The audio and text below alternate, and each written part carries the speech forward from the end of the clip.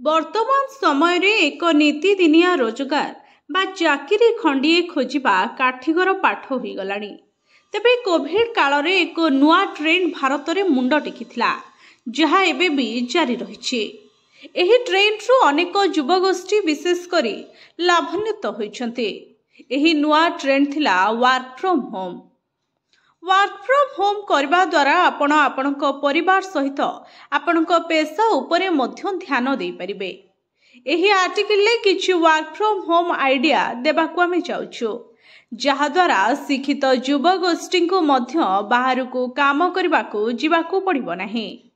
साधारणतः software company रे काम करथुबा व्यक्ति विशेषଙ୍କୁ वर्क फ्रॉम होम करिवार सुविधा मिली थाए। तेबे आपण केबे फ्रीलांसिंग विषय रे सुनिछंती के? फ्रीलांसिंग रे काम करुथुबा व्यक्ति विशेष विभिन्न सोशल मीडिया किंबा चाकरी नियुक्ति देउथुबा वेबसाइट माध्यम रे विभिन्न कंपनी रे किछि निर्दिष्ट काम करबाकू टार्गेट पाई थांती। एहाकू शेष कले सही मुताबक सेमानकू टंका प्रदान करा जाय थाए। विशेष करी डाटा एंट्री काम करुथुबा व्यक्ति विशेष एही कार्य करी मोटा अंकर टंका रोजगार करथांती।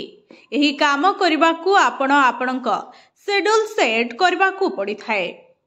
खाली थिबा समय रे एही काम करी आपण भल रोजगार मध्य करि परिबे।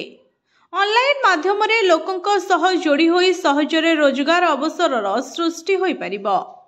वर्तमान अनेक कंपनी नियमित कर्मचारी बदल रे पार्ट टाइम करि पारुथुबा पेशादार उपरे अधिक भरोसा करुछंती, कारण एमानंकु प्रति मासरे दरमा देबार टेंशन न थाए। तेणु एभली कंपनी खोजिबाकू चेष्टा करंतु एवं घरे बसी रोजगार करिवार अवसर सृष्टि करंतु।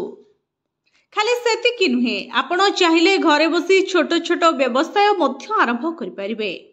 एही तालिकारे सर्वप्रथमे रहिबो क्लाउड किचन व्यवसाय। एही व्यवसाय माध्यम रे आपण सुस्वाद व्यंजन प्रस्तुत करी ऑनलाइन माध्यम रे निज निज ग्राहकंक पाखरे पहुंचाई परिबे। Bureau report, SGTV Odia.